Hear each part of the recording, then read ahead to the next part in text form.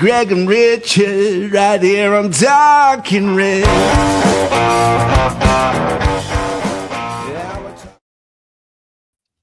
Hello and welcome to Talking Reds, a Nottingham Forest podcast, hosted by myself, Greg Oram, and my fellow Forest fanatic from across the Atlantic, Richard Spray.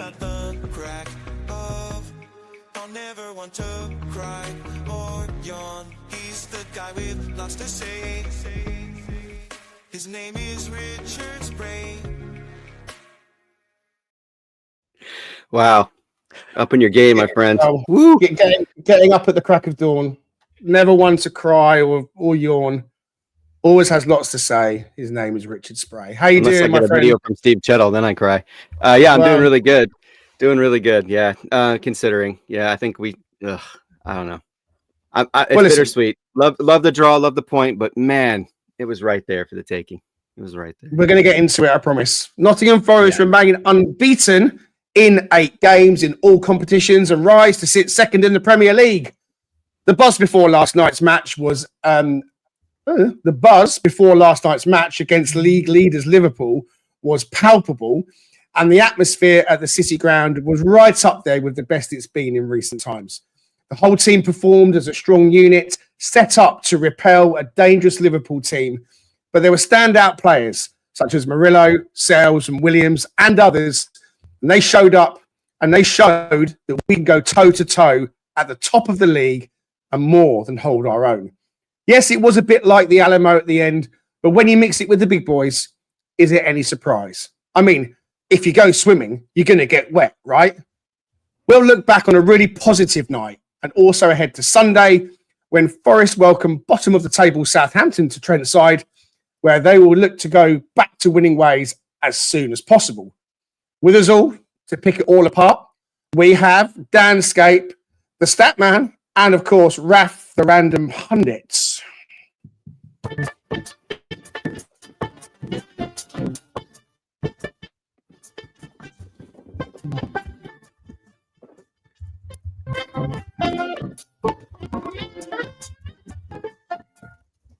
You did hear that, right? Very patchy. I keep checking. It was patchy, that one. Gremlins in the system. There's gremlins about today. Yeah, patchy tech. You see, I've got like my new soundboard that we're trying out, guys. Those that are listening, trying to get all these sounds coming through. Hopefully they'll work. Right, Dan, how you doing? I'm good. I was good. My cat's just stuck its paw in my drink of water though, so I got to remember now for the next hour not to drink that water, however tempting that is. And other than that, yeah, really good. I would also say I got your new intro song was stuck in my head last night because it came on while I was driving down. I finished one podcast, and I've obviously subscribed on the Apple podcast to get the numbers up. And the intro came on, and then it just stuck in my head for like the rest of the night. So you've nailed that one. Well, we couldn't have asked for more than that, and the feedback has been great. Thank you so much again to the Garibaldi Bard for his efforts on producing a fantastic new theme tune. Raf, just quickly, how you doing, mate? You all right? I'm good. Yeah, those that follow me now, I was feeling this morning, it's just the weirdest situation of actually waking up feeling slightly disappointed, and then you actually take a check of what has happened, and it's bonkers. 4 points from Liverpool on 2 games, and yet I'm feeling disappointed. What is going on? Like, we're just in a parallel universe at the moment. Don't forget to get involved in the comments. We want to hear what you've got to say about last night. We will give shout outs if we can. And if you're tuning into this episode a bit later on after the live, then thank you for being with us from Apple and Spotify or the YouTube playback. So one thing before we get into it, of course, want to say, please, if you would consider... Please do go ahead and hit like and subscribe to be sure not to miss any future episodes from Talking Reds. Please do hit like and subscribe if you can and join us for the fun and games. All right, so big game at the City Ground last night. I think we were all nervous. It felt like the whole fan base was nervous because, you know, when you play in big games, it's enough to get the juices flowing. And Richard, our big games since we've been back in the Premier League have been against Luton, they've been against Everton, They've been against the teams that are at the bottom of the table, because that's where we were. And so the thing that was at stake was we need those 3 points. We need to survive. So it's a different setup last night. We're at the top of the table. We're at home to Liverpool.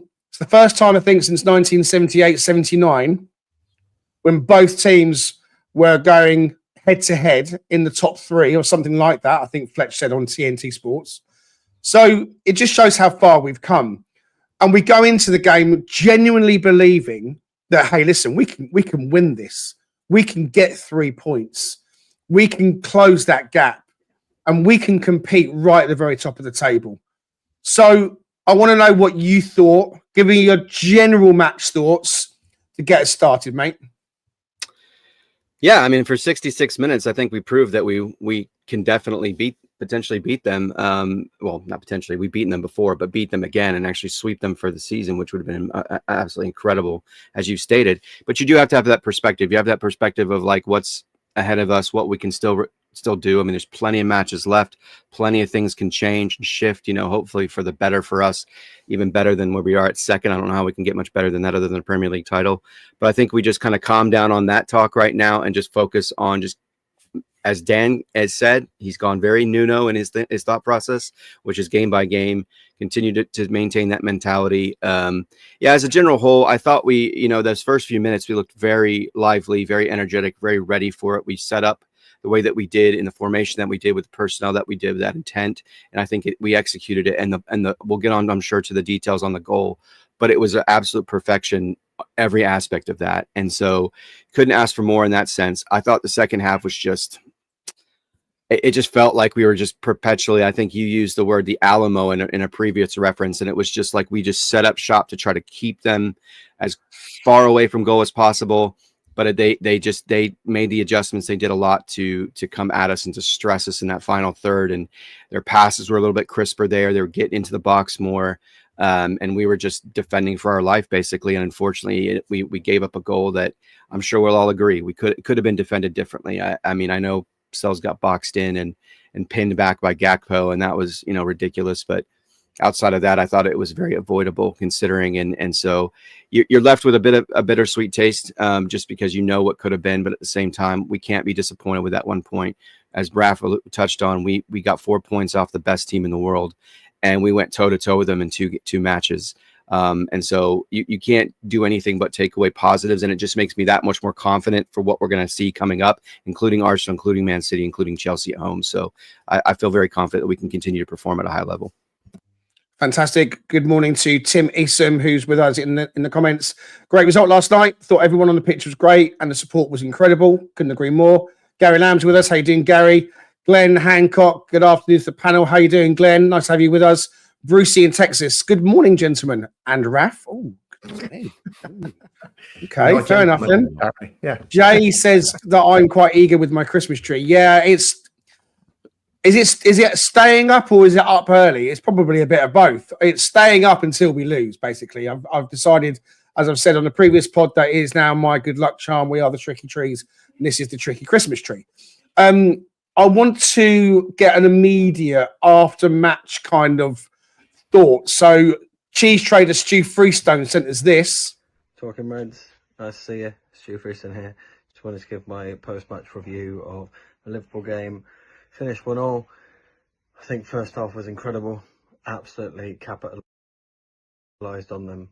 The beautiful ball from Hudson-Odoi to Elanga to Wood, straight through, cutting balls, cut through their defence. Incredible finish. Woody doing Woody things. I know I always say it, but Woody doing Woody things. We know what that means for us fans. Second half, a lot tougher. We absorbed their pressure. We did concede from that corner, from a substitution corner. I think that was a zonal marking issue, but I do believe that overall we defended against them very well. Start of the season, I would have taken it 1-1, happy days. Man of the match for me, Sels, followed by Murillo and Anderson, outstanding performances. Let's on to the next.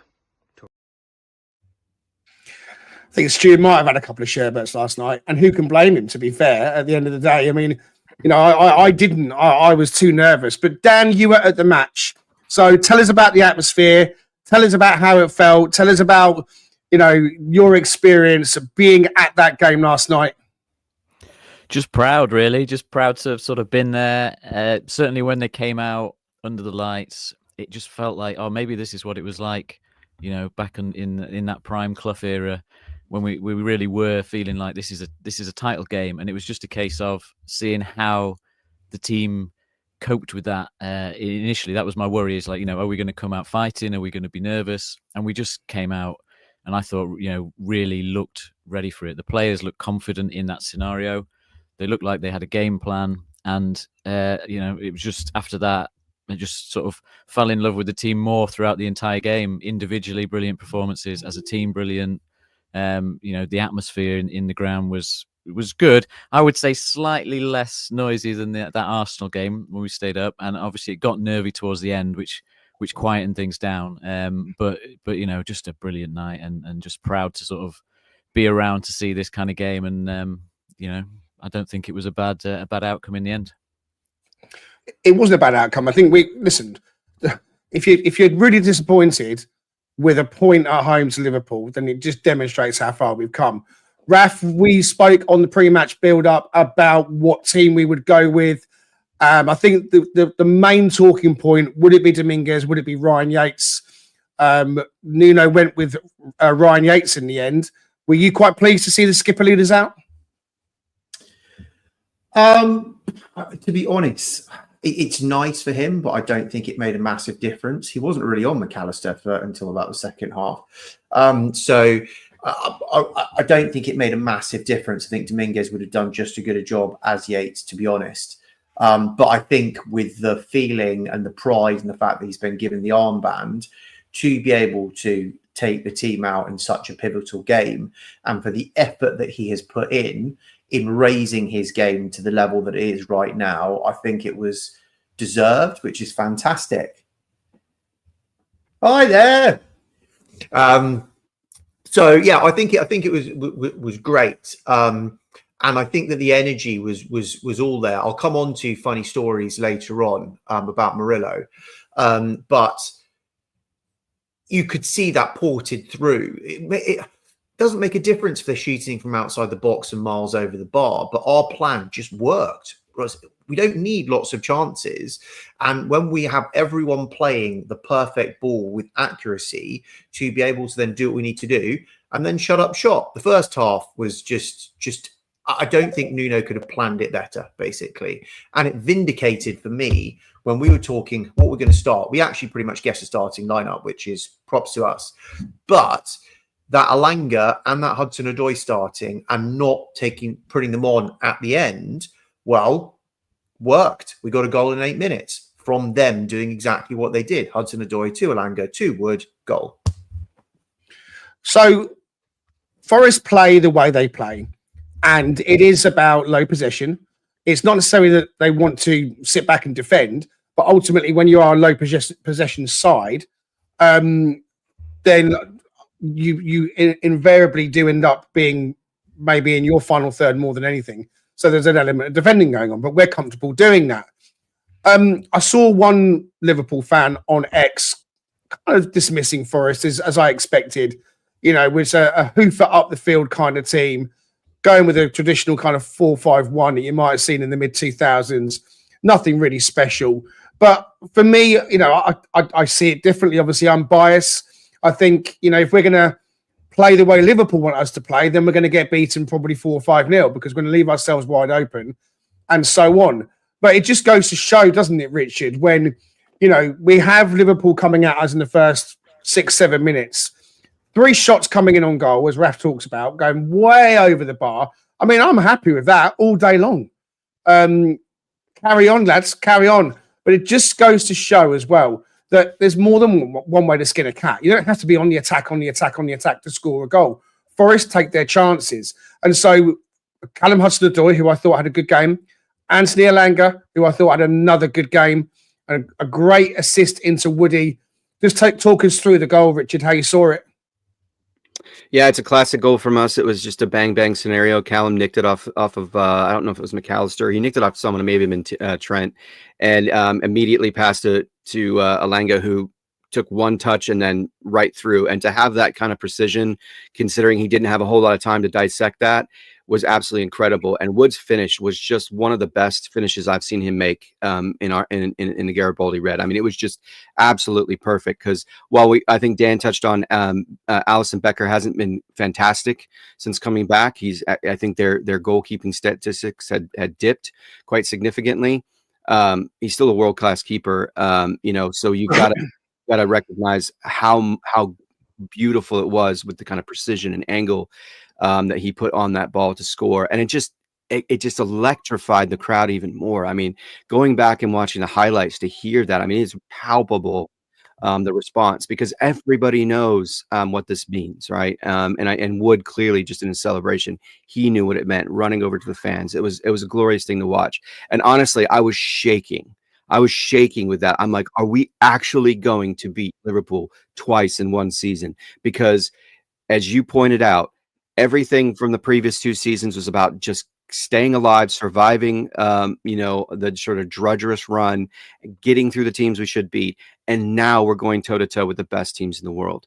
And while it may not be stylistically or aesthetically pleasing to some, aka Mr. Liverpool or Mrs. Liverpool fan, whoever that was, the reality is it's effective, and everyone plays with such unity and purpose, and that was on display for sure. Second half, like I said, that was just a little bit of a blip, but yeah, the goal was just spectacular. I mean, it was just, I keep using the word poetry. It was poetry, guys. Yeah. We'll come to the second half in a minute, but Danscape, how did you kind of read the first half from your seat in the stadium? Because I was watching the game at home last night with Orlando. We let him stay up. It was a late one. It was a school night, but there was no way he was going to miss it. So I stayed home with him, and we didn't pop up the road to my dad's for this one. And we went absolutely nuts when Chris Wood scored. But thinking about the first half as a whole, we soaked up pressure. Was it intense pressure? I don't think it was intense pressure, but I'd like to know what you think. We certainly, got our blocks in, and we certainly didn't give them too much of an opening. But there was that one moment when Diaz went through and Murillo did what he does. So kind of tell us about how you saw that first 45 minutes and talk to us about that Murillo Diaz moment. Yeah, it wasn't as under the cautious, if you compare it to the second half, it was nothing like that. It felt a lot more comfortable. It felt like basically we suffered a little bit behind our midfield a couple of times. It was Diaz causing most of the problems in that first half, just getting in behind the midfield, but they were all long-range shots and crosses generally. And the number of times it seemed like Milenkovic just kind of extended his leg out and hoofed a ball away that had been crossed into the box, or someone got on the end of it. Nico Williams got nutmegged once, didn't he? I think, and he got past him a couple of times, but every time there was always someone there to block the ball across. So they only had a couple of half chances, and like we said in the preview, this is the best strike. This is the best attacking team in the league. And at the end of the day, we kept them pretty quiet, no clear-cut chances, just crosses into the box and just incredible clearances. And it was just a case of managing it out, because scoring early is hard, isn't it? Especially for a Forest fan. There's been plenty of these kind of important games, playoff games, where we score early and you think, yeah, this is great, and then things unravel quickly. So it was just about just slowing it down a little bit as well. And you could see Milenkovic and a few of the players, when we were getting free kicks and things, it was just a case of let's just slow it down, get our breath back, and see this first half out. And I think obviously coming on to the second half in a bit, but I think Liverpool upped their game in the second half, which is the difference. But that first half felt comfortable. I think we knew, and we might have said in our WhatsApp group, that we expected Slot to make some changes in terms of, I want you guys to be doing this more. You guys aren't doing this, you should be doing that, to his team. And that we knew was going to happen. But before the game, Raf, and in fact, not before the game, but since the Liverpool game, that it feels like the Nottingham Forest fan base and the Nottingham Forest result have really affected the Liverpool manager in his interviews, in the things he said. I mean, it just feels like we're in his head.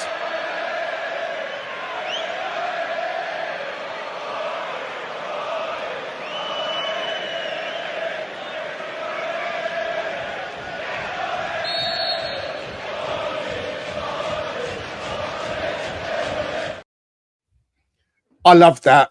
I thought it was fantastic. And you know what as well, Raf? He doesn't know how to take it. He doesn't, he reacts and he makes it even better. It's almost like if he just like didn't ever mention us ever again, then we'd move on. But the fact we are definitely getting under his skin and have gotten under his skin makes it even funnier. What do you make of the chant and Slot's reaction to Forest since we played them at Anfield? Well, it's a fantastic tune, so I love the fact that it has been repurposed for something so fantastic as well. And it's really interesting because you can tell from the fact, and you can have a look at Slot's record over a calendar year, so also his previous job. Before Spurs, we were the only team, including his last job, to have ever beaten him. So you can tell the fact that he's got a pretty big head, but it tells quite a lot personality-wise. If that was Nuno, he would still be very level-headed and still just talking about the next game. And it evidently massively rattled him. Whenever he came across a team that didn't play expansive football, he would just reference us to why they were having difficulty breaking that team down. And we seemed to just be that thing. And you could see how irate he was getting on the touchline, while all of that time we were 1-0 down, which was for a really, really, really long time. Now, again, he's been lauded for his substitution. In our WhatsApp group, it was so obvious what the substitution was going to be. It wasn't a tactical masterstroke. It's you bring their Jota on. That's what happens. So it's a little bit like us bringing Morato on. It's not like some sort of tactical genius. It's what they do. They just brought it on. It's just really unfortunate that, and I still think he's still rattled now because they've dropped 2 points. It could have been worse, but they've still dropped 2 points and he still can't beat us, which really frustrates him. But at the end of the day, we'll see how it transpires for the rest of the season if he still keeps mentioning us over and over again. Whenever he comes up against a team that he can't figure out and get maximum points for, if this whole being Nuno'd thing and us being in his head is still a thing for the rest of the season. So let's go into the second half, Richard, and think about how the game sort of changed. Because we expected them to probably take a step forward more, Forest taking a step further back. I mean, just on the Diaz moment with Murillo in the first half, and Murillo just doing Murillo things with putting his foot out. You know, even I say even, I don't mean to sound like that, but my wife doesn't watch a lot of football, but she was watching the game with us. Even when she saw that, she was like, "Oh my goodness!" She could just tell that was just a great piece of defending. You know, from a complete, someone who doesn't really watch football. And in that moment, I thought, we've won this. We're going to win this. That to me was like just summed up what we are and how good we've been. I know it didn't come to pass. And Raf touched on the inevitable Jota coming on, their Jota. And I had a premonition that he'd come on and score ahead of and so on, because that's what he does. But thinking about the second half then, we chatted about when we're going to see Morato. We tried to do a little bit of a sweepstake almost and pick the minute for him coming on. So taking into the second half, talk to me about Nuno and whether or not he was reactive or too reactive, because the talk has been, look, if we had Morato on the pitch, then that corner gets dealt with, or it's a different outcome. And it felt like, and others have commented, that Slot made his 2 changes and they obviously scored immediately from the corner, but had Nuno had chance to get Morato on, it would have been different. I see it slightly like, well, look, why don't you go back 10 minutes or 5 minutes, and knowing full well, like Raf rightly says, they're going to bring Diogo Jota on, get Morato on the pitch before that happens, not after it's happened. So if there's one slight meh I've got, it's that I feel Nuno could have been a bit more proactive, and I feel Morato could and should have been brought onto the pitch sooner. None of the others, Morato, I'm not quite sure what he's gone off, probably one of the wingers, I don't know. But what do you think about that? Do you think that Morato should have come on sooner? They scored on 61 minutes, I think it was. So we were just about entering traditional Morato time. Where are you on that? Do you think Morato should have been on the pitch? Initially I was kind of in agreement with you. I thought did it feel like it was left too late? Like, what was he waiting to see that would give him any indication that Murata was necessary? I think in terms of the and Dan will agree with this because he and I've talked about Murato's heading woes and aerial duel woes within playing in the Premier League. He would not have added any value, maybe potentially to preventing the corner from happening, but really it was Nico's marking. And I mean, he did what he thought was right. He got the ball out of play, and to that point, their corners hadn't really done much. So I could see why it wasn't as much of a concern. But by inserting Murato even prior to the goal happening, I don't know if that necessarily enhances our ability to keep it out of the box or to clear it in any way, because he's just not been that adept at it. I'm probably focused more, and I put this in the chat, our chat. I focused more on the fact that I felt like he let Yates linger too long, because I think if there's any criticism I have of Nuno's substitutions in this match, it had more to do with the fact that he put us at risk by keeping Yates on the pitch, because if we go down to 10 men, that becomes very difficult. I mean, look at how well they were playing. There was acres of space, even with Yates on the pitch. Salah was getting the ball wide more. Jota obviously was very, very instrumental, Diego Jota. And the thing was, and I had forgotten this, I don't think he played. He was injured in the first match. So we know how much of a nemesis he is, and that came to pass. Yeah, I tend to disagree at this point, Greg. I think it just wouldn't have changed much. Could they have potentially scored another way? Yeah, it's possible. It's unfortunate that the one thing that we've done the best this season is the thing that we failed to do in this match that allowed them to equalize. But at the same time, I think it was just get Yates off, get Dominguez on, make sure that we maintain the middle of that pitch and we provide support where we need to provide support on the wings. And I was just concerned because when Yates can't be a disruptor like he was, when he can't be physical, because it puts us at risk, then he becomes, I think, less of an asset in matches like this. So yeah, that's about where I stand on the substitution piece. Want to say hi to Steve. He says Wood is putting together classic goal compilation this season. No problems with that left foot. Damn right about that one there as well. Tricky Mickey says we'll benefit from these big games and can only go from strength to strength for the rest of the season. I think you're right about that. Paul Morley, how you doing, buddy? Paul's with us. He says that Sels was immense after we conceded. His question one, he says, could he have been more proactive and come off his line and gathered the ball before Nico knocked it behind for the corner? I mean, what do you think, Dan? I'll quickly chip in and say, I think Sels probably thought, well, look, Nico's closest to the ball. I'm going to let him deal with it. Nico chose to put it out. I think if the keeper comes out and tries to get in the way, you're potentially running into a collision. What do you think?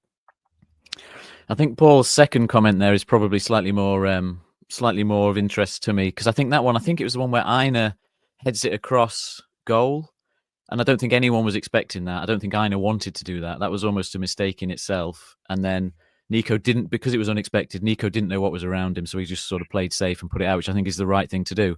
I don't think Sels could have helped that situation, but I do think on the corner, I think if Sels watched that back, he will think to himself that he made the wrong choice to continue to try and sort of battle with Gakpo.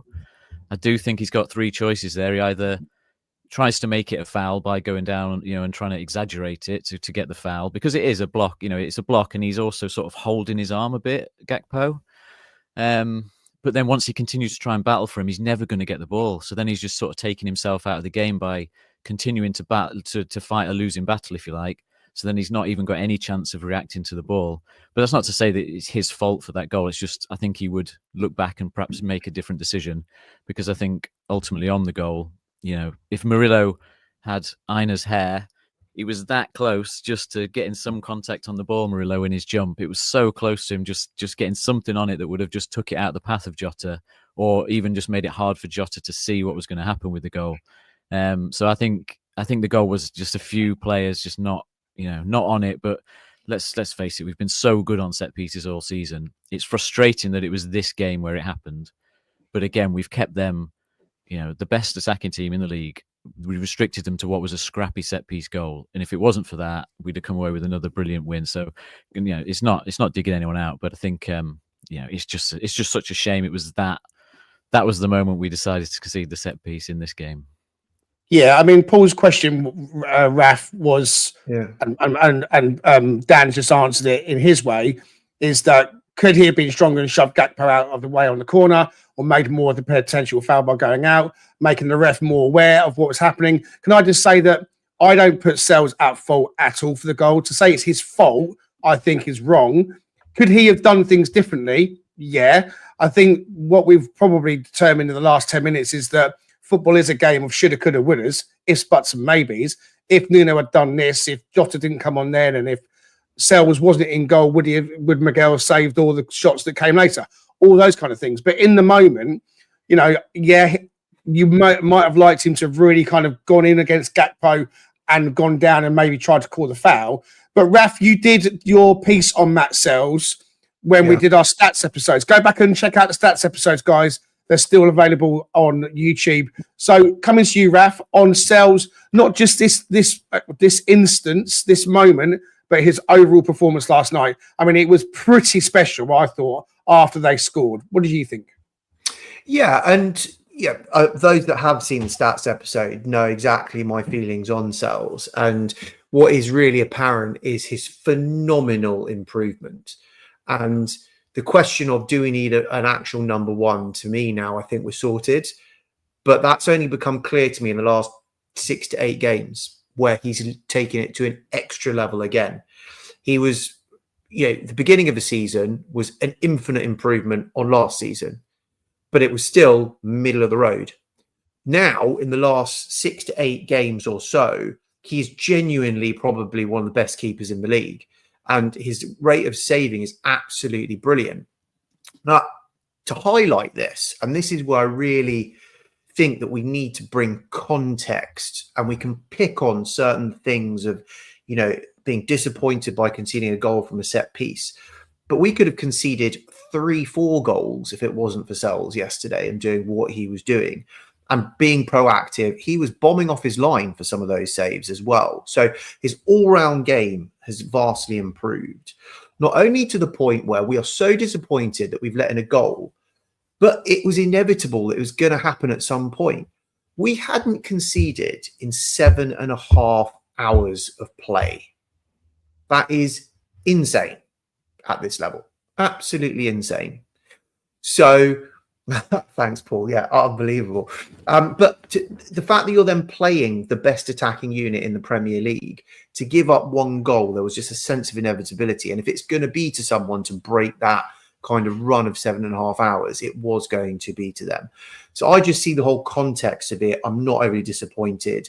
But the fact that Sels kept it to only one goal shows how much he's improved. Because there were, even the one that got a deflection off of, I think, our Jota's bum as it was going through, and it put it really low into the corner.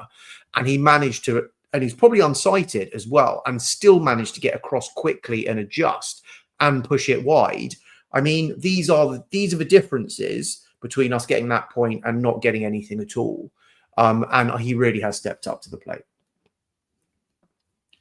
Mute. This is what happens when you cough and you don't mute. For me, the pick of the saves was the Jota shot where he's raced off his line and he's flung himself full pelt, star shape, whatever it is, and it gets a hit on his hip. And it's going to go wide, but he still hits the defender. That, to me, is absolutely terrific goalkeeping. Now, I played in goal. I didn't play in goal at a high level, but whenever I played football, I played a lot in goal. And so I've got experience of being in goal, of playing for schools county, and that's not a bad standard later on. And I know how difficult it is when you're in that box and you're jostling for space and there's people standing in front of you and all that kind of stuff. And so on the corner, yeah, you could have done more. Yeah, it's difficult when you got a big defender backing into you. I would have liked one of our defenders to have come and got in the way of our keeper and their attacker. A bit of protection would have been nice. Put Milenkovic in there or something, that would have been good. But the saves, they were exceptionally good saves. We talked about making world-class saves, the really difficult ones, which he's now doing. So, I'm a massive Sels fan. I think he's got to be our number one goalkeeper going forwards.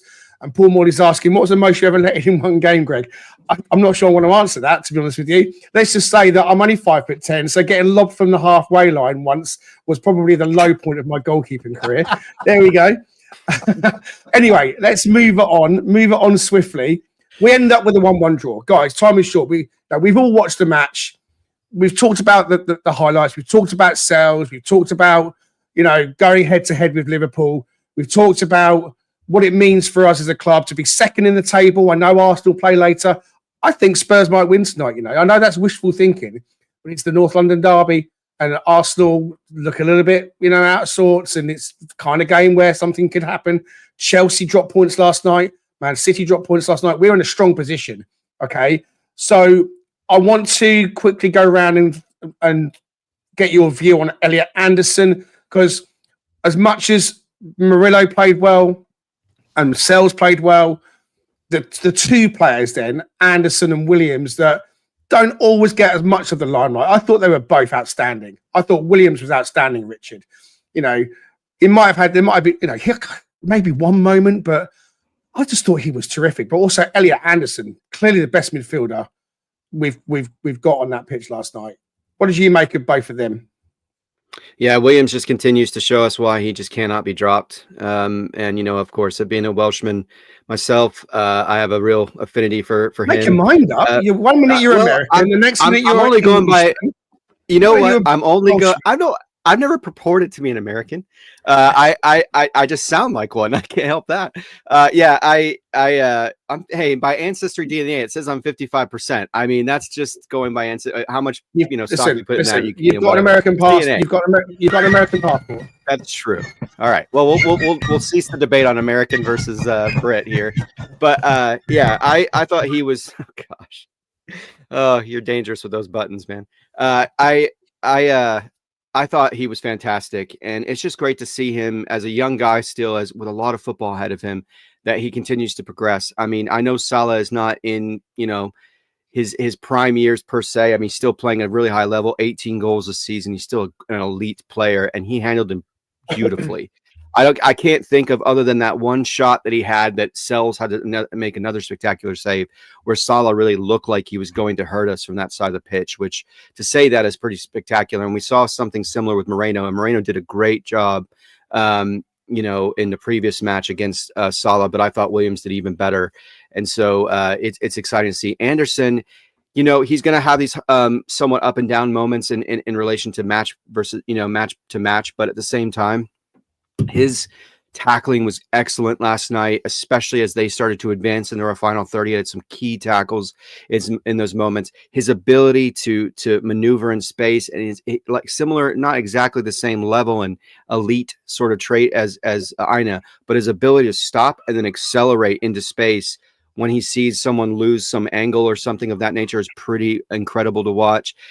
He was really good on the dribble. I thought in the last few matches, he looked like he was getting dispossessed a little bit more, having some more miscontrols. But in this match, he looked on point. And he had that great play with, I think it was with Wood, maybe, that they had a little bit of a link-up play as he cut through into the box. And it's just phenomenal to see. I mean, we continue to be awed by him and what he can become over the next latter half of this season, as well as into seasons going forward. So Can't say enough about his skill sets and what he's going to provide this team going forward. It was unfortunate that Morgan didn't seem to play as well as you would have hoped, especially considering his form lately, but Anderson stepped up to the plate and covered him well. One thing on that, I'm going to move on, but I think it's a difficult game for Morgan in the position that he plays and the way that we set up and the way where the game is played. So if he's going to get himself into it, he's got to drop really deep. He's playing in the number 10 role. I thought he had some good moments, but it's kind of hard for him to get in and affect the game in the way we want it to. And so you look at it and maybe you think about shape and you think about how they're setting up and so on. I wanted just to grab a couple of after-match thoughts or reactions, not from us fans, but from a couple of the players. Ola Aina, he on his TikTok says, I don't know, did Liverpool catch, what's I even say? Catch life. Did Liverpool, my glasses need to be changed. Did Liverpool catch life or did we? He says, because they scored a lucky corner and also they were letting off a hell of a shots. And then again, it was access denied for them men there. He says, I'll take a point. In one season, we've stained 4 points from them lot. I don't mind. He says, I can't lie. As a team and as a club, we've come far. Happy with the point. But we came away from that feeling like we took a loss. Just goes to show we really dig on this ting. Not quite sure I am representing that in the best way possible. But Ola Aina, feeling quite happy, feeling like they've got a loss. Anthony Alanga, I'll let him do the speaking for what he thought. Hi guys, Anthony here. Just want to thank you all for the support tonight. It was a cracking game. Shame we couldn't win, but it's a decent point at the end of the day, and let's keep going. And I want to see you all here again on Sunday against Southampton. Come on, you Reds. Fantastic. We need to move ourselves on to previewing the Southampton game.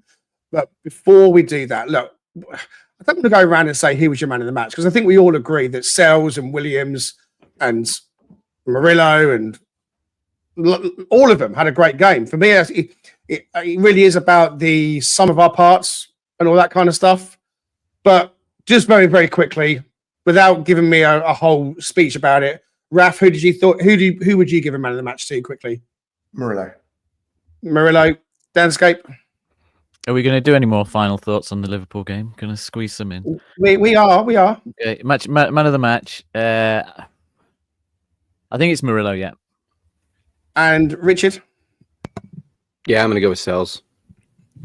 Yeah, I think I'm going to go with Murillo. I mean, I thought Sels was fantastic, but overall, yeah, I'd go there. We are doing. I'm not moving on to Southampton this year. I'm just conscious that we've got to get there at some point.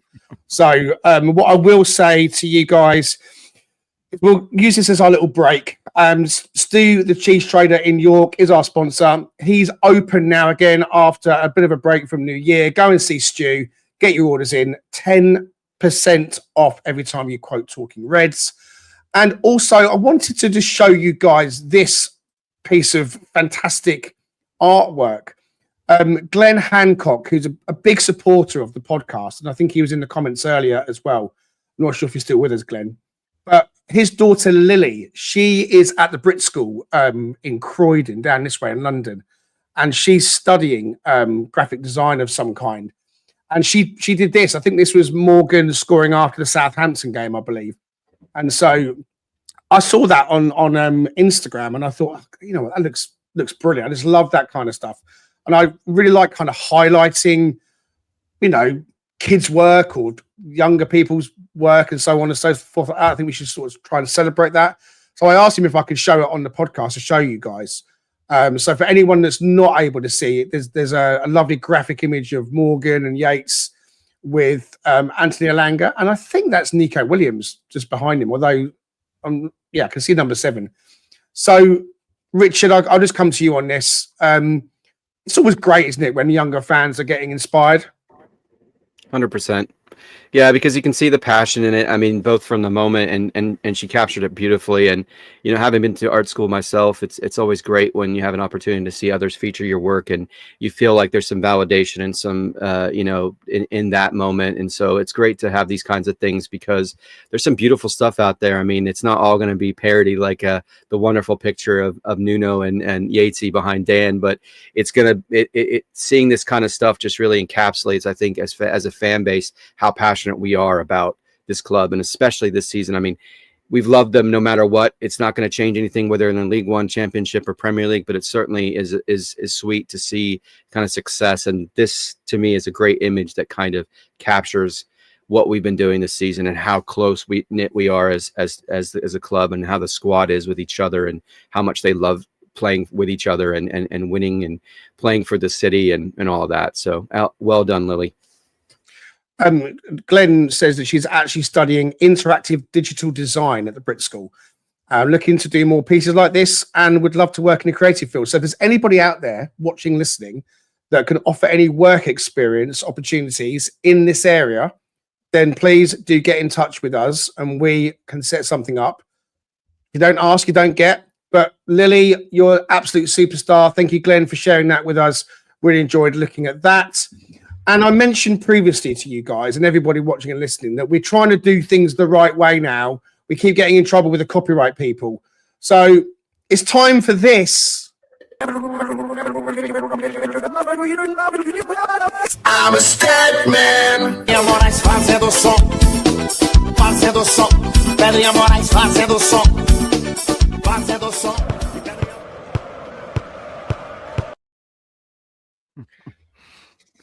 I think we pulled it off.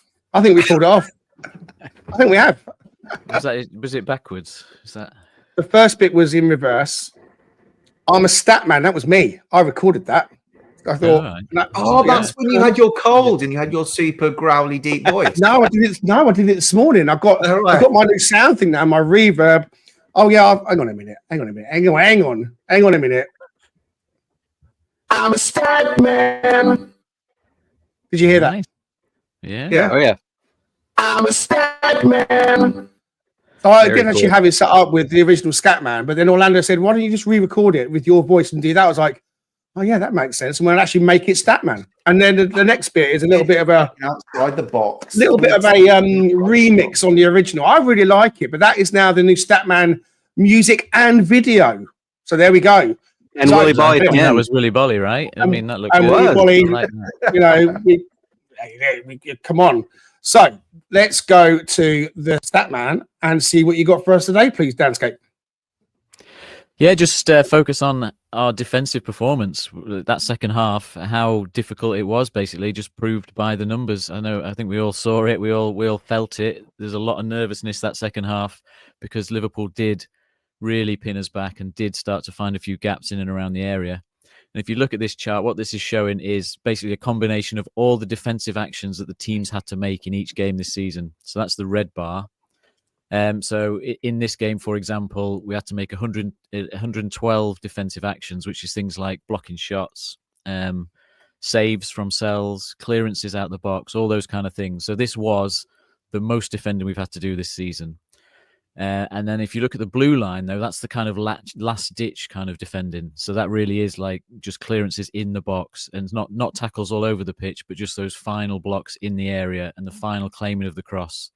And we had to do 73 of those in this game. And the nearest game to that was Brighton away, which is 59. And you can see that's the biggest gap on this chart. You know, this game stood out in terms of how much last-ditch defending we actually had to do to get this point. And it showed. And I think that's why we're all proud of that performance, is because we just kept going right till the end and we didn't sort of ease off how much effort we had to put in to get that point out of it. Okay. Raf, do you want to say something then? Yeah, I'm fascinated at the fact that if you think about the danger we faced yesterday, looking at this, of how large those Liverpool bars are, you look at where Newcastle, Arsenal, Man City are, it just shows the fact of how quickly Liverpool get you and the volume of attacking that they can do compared to just passing it around the midfield for quite a while. And it just shows how well we did actually to probably get that point yesterday. And also how much harder it was than the Liverpool away game as well. That's why I starred those two. And I meant to mention that, is that Liverpool away game sits in the middle really of this chart. It wasn't one of the toughest defensive performances we had in the same way that this one was. So, and that comes back to what we said, is they've improved as an attacking team. They've improved a lot, but we matched them and we got that point. So that's Brilliant. that one. Okay. Next one. This is, I know it's been highlighted on on another podcast, Forest Focus. They've sort of said about Murillo getting 18 clearances in that one game, which is the most of anyone in the Premier League in a game this season. But he's also second place as well with 15 clearances against Brighton. So he's in the top 2 spots for the most clearances in a game. And both those games have been draws. So it shows how important those clearances were to get the point. Morato's only just behind him in third there. With his performance against Everton. So again, that's a great sign that he can come in and do the same job. So yeah, it's just to highlight how good that performance from Murillo was in the context. And this is across every Premier League game this season. Fantastic. So that's that one. Okay. And then where that puts him in a rank sort of over time. So this is from when we got promoted, 22-23 till now. This is clearances per 90 minute. And you can see he's in second place there from every player that's been in this in the Premier League since 2022-23. So only Ethan Pinnock at Brentford averages more clearances per game than Murillo. And the main reason I chose this chart is because Willy Bolly's there in third, just behind Murillo. So again, of all the players in the Premier League, Willy Bolly's got the third most clearances per 90 minutes since 22-23. Scott McGenna's in there in the top 20. Joe Worrell's only just outside it in 21, and Milenkovic is down in 27 position out of these top 30. But you've got to bear in mind that this number is a little bit affected by how much defending you do, which is why there's not many top teams on there, because, they don't have to clear the ball out of their box as much. But for us, in our position, then, we've got one of the best players doing what we need. So that's that one. And then just looking at Elanga with obviously his assist there. And not long ago we were talking about him dropping off and is he distracted and this, that, and the other.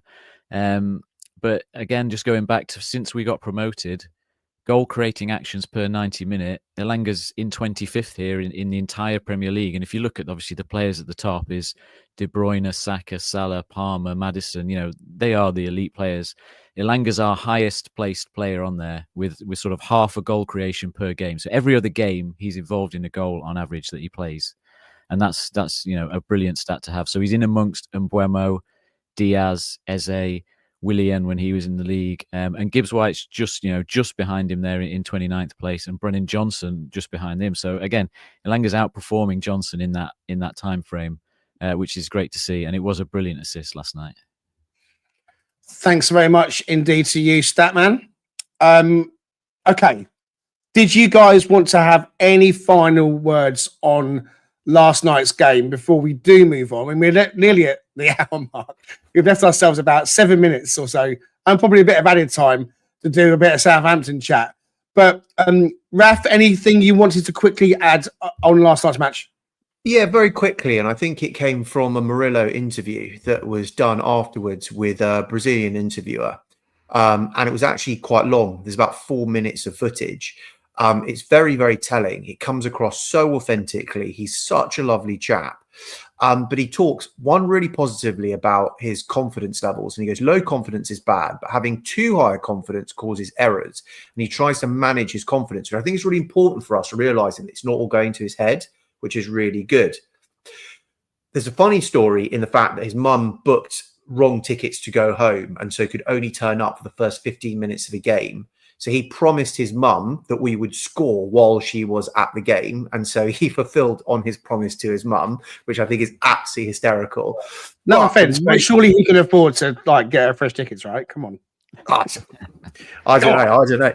But the most telling thing, which I think games like yesterday cements in his mind, is the fact that he is at a club where Nuno helps him every single day become a better player. But also, he is so excited with what is going on, and Champions League is something that he wants to do. But he's actually then gone and said, I really want to be playing Champions League football here with this team at Nottingham Forest, which is just such a telling sign. And games like last night only further cement the belief that he should be sticking around because it's so good for him, so good for his game, and he'll actually achieve his dreams with us. And I think that is just phenomenal. Fantastic. Richard, did you want to add anything on last night? Gosh, no, I'm just more than ever just proud to be a Forest fan, proud to be to wearing this, badge on my chest, and to be a part of this great experience that we've had. I know I'm like, which one am I doing here? Yeah. Thank you, Greg. So anyway, just incredibly proud to see what we've become as a team and as an organization. It's amazing. Excellent. And Dan, did you have anything you wanted to add as well? I think just for me, the biggest thing we didn't perhaps mention is how many chances we had on that counter-attack that we didn't capitalize on. And because they didn't lead to clear chances, they maybe don't stick in the memory, but there was 2 or 3 times that Elanga was sort of going 1-on-1, but we were 2-on-2 with Hudson-Odoi on the left as well, and he sort of just ran into trouble on that one. There was a Hudson-Odoi pass that just was slightly the wrong angle to get through, I think, to Elanga. And that's how I thought the game was going to unfold, is that once it got to those last periods, if Liverpool were sort of chasing a win, that we could hurt them, and that's where we'd get our 2-1 or 3-2 win from. And we came so close to that. And it's just a shame that this particular game is when we sort of conceded the set piece, which we haven't been doing, and our counter-attack just slightly faltered from how good it's been of late, and we just didn't quite connect those last passes. Because I think, we could have definitely come away with a win even after conceding that, and even after all the pressure, if we'd have just got that extra little bit of luck out of that. And then the final thing I was just going to say is on Tim Eastham, I think, made a comment earlier on in the chat about Marinakis in the tunnel, giving everyone a hug and all that. But at the game, first time I've noticed, like I often sit in the Clough stand opposite halfway, and you sort of see Marinakis. Most games, he's just sort of sat there like that, doesn't really move a lot. But on this one, he was like agitated. He was applauding players. He was applauding things happening. He was waving his arms around, and he was doing his prayer like constantly. Like he was properly sort of riding that game like any other fan. So that was sort of just interesting. You catch him out the corner of your eye every now and then, getting right into it. So no, it was a great, just a very proud evening. I think you made some good points. What I'll say on the match before we move on is that in that second half, as much as it became the Alamo, you're right. We did have some moments. We weren't just sat back letting them come on us. We were trying to attack. I'm thinking about the Elanga dribble down the left and crossing it in, and Jota was just behind it, or not quite able to get to it. And also, it kind of shows the golf a little bit is still there when Liverpool take off Kanate and they go to one centre back. And it made me feel like, maybe we should really be trying to turn the screw on them.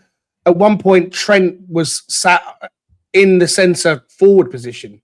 He was sat on the D. He wasn't inverted. He was an out-and-out striker. They were going for it. They were trying to win that game. So I came away thinking, they made changes to affect the game. And, if it was our manager making a change that had an instant reward from that corner, would be lauding him as being this tactical mastermind. So fair play to Arne Slot. He brought on Jota and Tsimikas, and they worked together to score the corner. And as you guys have rightly touched on, it's just the irony that we've been so good at defending set pieces this term that's the goal that we let in to end the clean sheet run. But there's so much to take away that's positive. Liverpool have been in the Premier League for many, many years, and when you hear Arne Slot talking about how much money Nottingham Forest have spent, and then it's no surprise to see us at the top of the table, it does make you laugh a little bit, because in comparison to the billions, and I mean billions, that they have spent in the last 5, 6, 7 years alone, it just goes to show that, a little bit of heart, a little bit of spirit, just a touch of team's togetherness, a sprinkle of Clough magic from the heavens above, then anything is possible. Is the title challenge effectively over? Who knows? But I tell you what, we will keep going. We will keep evolving. This team is giving us moments that we could only have dreamed of at the start of the season. Proud to be a Nottingham Forest fan. Proud as punch of every single one of our players, management, staff. Look from last night, but I'm really proud of our fans. The noise was electric. It's great to hear so many Forest fans being happy and feeling positive. So big thumbs up to the whole fan base. Stay behind the team. Top 4 is there for the taking, guys. We can do this.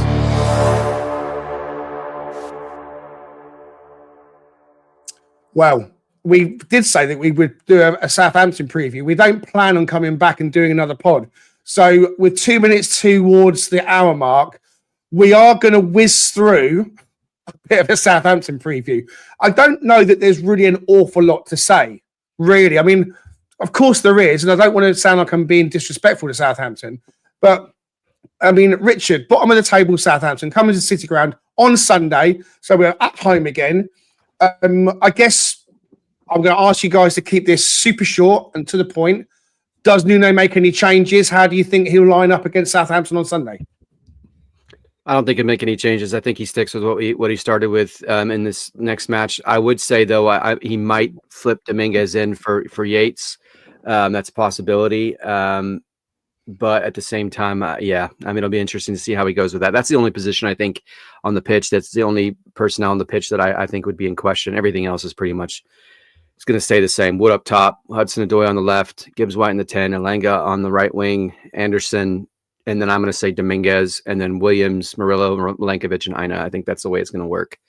So, but yeah, this team is interesting because Dan always references them as the example of what possession percentage, how little it can mean in general in the grand scheme of things, because they're at 53%, which I think is roughly around the middle of the pack in terms of overall teams in the Premier League. So they don't offer too much. Adam Armstrong's okay. They've got obviously Ramsdale's a decent keeper. Outside of that, I don't think there's much to be worried about at all. Okay, if we don't win, I'm going to be disappointed. with that in mind, then, Raf, is this a game where Nuno might make changes and say, you know what, I need to use my squad, it needs to be wise? I know we've got a little bit of a gap between, obviously, today being Wednesday, the game's on Sunday, so he might suggest, well, look, I could be at full strength, but Saints bottom of the table, they could potentially become the worst Premier League team in history with their points tally, and we obviously hope and pray that doesn't happen for obvious reasons. But, for example, could we see Sosa getting a game? Could we see Morato starting at the back? How would you play it? I wouldn't touch the back line. I think it's important to have complete consistency in the back line at all times and then just maximise and get better and better. You could roll the dice and see how Hudson-Odoi and Elanga are feeling with their levels of energy. But at the end of the day, these are the types of games with Old Forest from last season. We'd actually turn up really well against the big teams and then falter against the teams kind of in the middle of the pack or lower. So I would like us really just to hammer them, absolutely hammer them. They lost 5-0 to Brentford at home, and Brentford are rubbish away from home, and they still put 5 past them. The captain, Jack Stevens, is injured in their back line as well, right? And at the end of the day, if we want top 4 or 5, it really might come down to goal difference in that Chelsea game at the end of the season. And so games like this, we need to drop the hammer and pump them if we possibly can. But yeah, ultimately, do you know what, Pat? That's not a bad comment. You might see Moreno give Nico a bit of a rest because, oh my gosh, did Nico do a phenomenal job against Salah. But also, remember that Southampton have to play Man United on Thursday as well. And they're not going to put out a second string side against Man United away. So they're going to be knackered. I think we try and clock up as much goal difference as possible. And that means play this, but maybe at half time, if we are 2-3 up, then he might then make the substitutions. But I can hear Gary Bartles in my head going, get the job done from minute 1, and then you can pull players off and then do whatever you need to do. Dan, how are you seeing the game against Southampton on Sunday? I mean, obviously, it's a different mindset, isn't it? You go from playing top of the table on a Tuesday night under the lights at the City Ground, where you want to display all the good things that we've been doing this season, and we come away with a great point. Some of the players, like Ola Aina was suggesting, maybe feels like a loss after going 1-0 up. Then you got to get yourselves up again for Southampton coming to town. And in the past, these are the kind of games, as Raf rightly says, that can be a little bit slippery for us. So thinking about personnel shape and all that kind of stuff, what would you do? I don't know as it is that tricky for us if you look at Nuno's record against bottom 3 teams, which I didn't get a chance to prepare, but it's really good. He's got a very, very good record against these teams that are just, not as good as us, if you like. Even though last season felt frustrating, we never lost to like a Luton, a Sheffield United, a Burnley. So we've always gone out and got those jobs done. The only frustration was that we drew with Luton rather than beat them. So, I think Nuno knows how to go about beating a team that we should beat. I think he's got a game plan for that as well, as much as he has for obviously digging in and getting a point out of Liverpool. And these 3 games are a perfect mix of the Premier League. You've got, top of the league, bottom of the league, and then a nemesis in Bournemouth to come as well. So this is actually a proof of, are we really in this sort of title race / Champions League race? Because if we can do our job again, we've sort of done our job against Liverpool. If we can do our job against Southampton and get the win, and then almost do a little bit more than we might expect against Bournemouth and get a win there against a bogey team, then that's a brilliant sign. But I think Moreno for Williams might be a change that they make. I think that might be one that gets done. I think as long as we keep our defensive resolve, we win the game, basically, because I think they've scored 5 goals on the road all season. And we know how good our defence is as a whole team. So whoever comes in, I've actually got a lot of confidence that we've got the the organisation and everything to go against them, whoever comes in. And I think he'll probably start with a strong team, but we'll see quite early subs if we go 2-0 up or whatever. It's interesting that every time I turn on TalkSport, the Forest are the headline at the moment. And, you got in the morning breakfast talking about it, and White and Jordan kicked off talking about it, and Forest fans coming on the radio and having their say. And, it just feels great to be in that side of the conversation other than the one that's at the bottom of the table. And Jim White was getting fully behind Forest, saying, yeah, Forest, I think he bet £100 of Simon Jordan that Forest are going to win the league. And, that's kind of where my mindset was before the game last night. I think it would take a monumental effort for Forest to win it from here. I think it would take a capitulation on Liverpool's part. I just don't see it happening. I think they're going to be too strong and set up too sensibly to come undone. I know they've got to play Arsenal and Man City again. And, as much as Man City have been not themselves, they're the kind of games that obviously can untangle Liverpool a little bit. But I didn't catch it myself because I was away from my desk. But Dr. Anna Hewson, she sent in a message to Jim and Simon, and her message was read out on TalkSport. All I know is that it was a good message. So I'm assuming, Anna, that you were talking about how good we are and we're keeping our feet on the ground and all that kind of stuff. But it was nice to know that a familiar name was getting some love on TalkSport this morning. So well done to you, Anna. And I'm going to come back to you, Anna, as well on a private message and set up you coming on to Talking Reds, because we have been talking about that. So we'll get that set up as well. But the conversation now does switch to Sunday, as I'm saying, with Southampton coming to town. Paul's pretty happy in the comments for a 1-0 win, and Tricky Mickey says a professional 2-0 and move on. Yeah, I think the most important thing is 3 points from this point in. But I think the bigger question, Richard, has to be, now that we are kind of in the middle of January, I'm going to end on this kind of thought process, I think, and chat about this for 5 minutes. I think I'm now thinking of incomings, and I'm thinking of Taiwo Awoniyi again. I mentioned on a couple of pods ago that I could see him going, and then he scored that goal at Wolves, and you think, okay, is that going to catapult him? But last night when he came on, I just didn't have any real faith. Maybe it was too late and I'm being really unfair, but the touch of a rhino down the touchline again was evident for me. And I just feel like if we're going to evolve and we're going to grow and we're going to move on, that I think if West Ham come in with decent money for Taiwo Awoniyi, I'm taking it. Where are you on that? I mean, I'm not going to disagree if that happens. I hate to see it because he's such a brilliant guy, and you could see the confidence just isn't there even after scoring the goal, which we know was a bit of a tap in. So it wasn't, much to scream about other than just seeing the pure elation from everyone that he scored a goal. But I tend to agree with you, but that would have to be with the understanding that we've got someone else coming at the same time. We just cannot operate with what we currently have on our squad and have Wood be in such put ourselves in such jeopardy. If he got injured, we're in, serious trouble from a goal scoring perspective. So, last night was evidence. I think we talked a little bit about it in the chat. It would have been nice to see a player like Yilmaz be available to us because he can defend from a wing position. He can play probably 3 or 4 positions on the pitch, to be candid. And he scores some goals as well from that wing position. And he can sort of play a sort of false 9 as well if needed. So, yeah, if we get a player like that in, or if we're able to find a striker that, is somewhat proven from a goal scoring perspective, and maybe as well another young guy to build towards the future, or if we just wait on that till the summer, that's fine.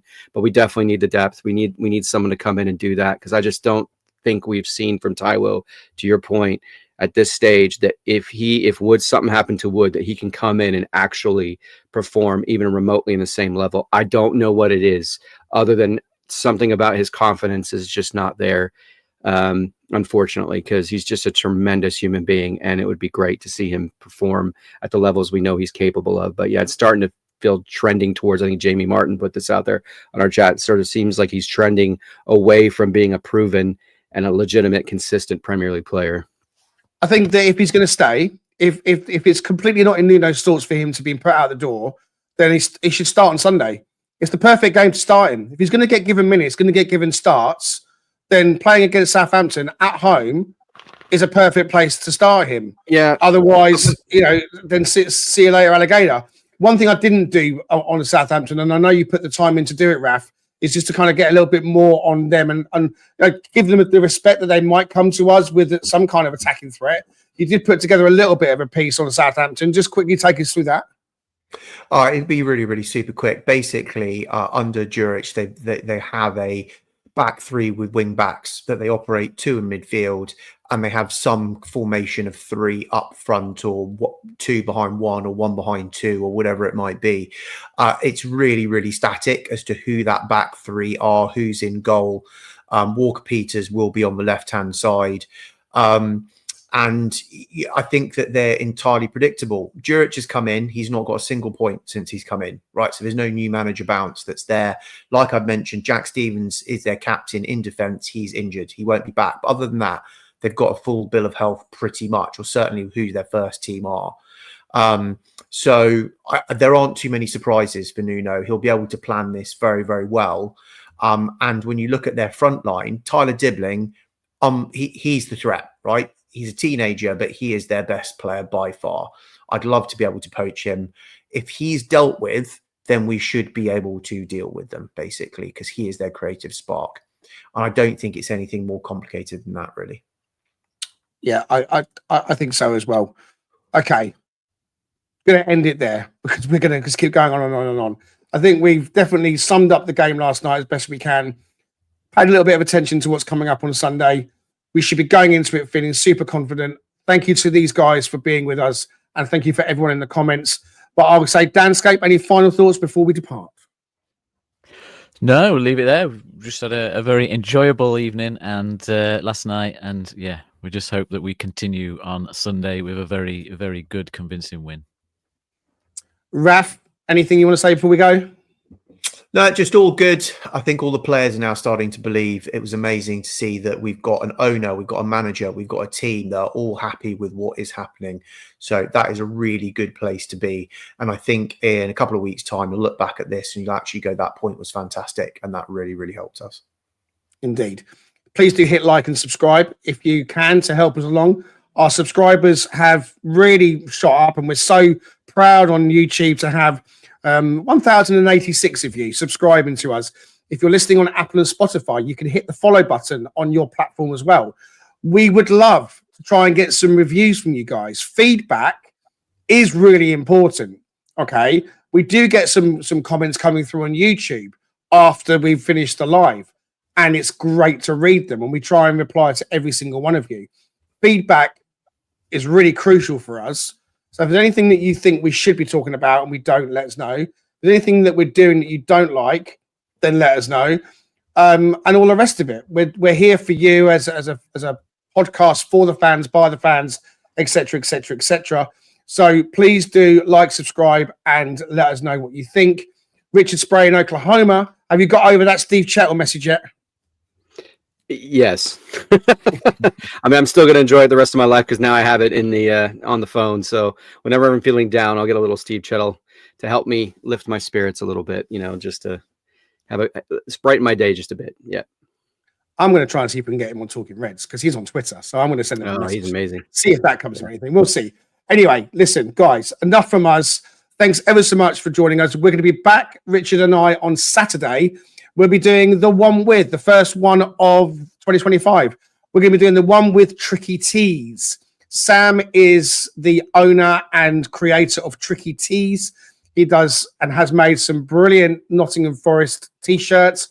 I've got a couple of them, and so I'll be wearing one on Saturday, and we'll point you in his direction, but that's coming up on Saturday. But in the meantime, guys, have a great week. We got the draw. We're still unbeaten, guys. We're still unbeaten. Taking 4 points off Liverpool this season. Who else can say that, eh? See you soon.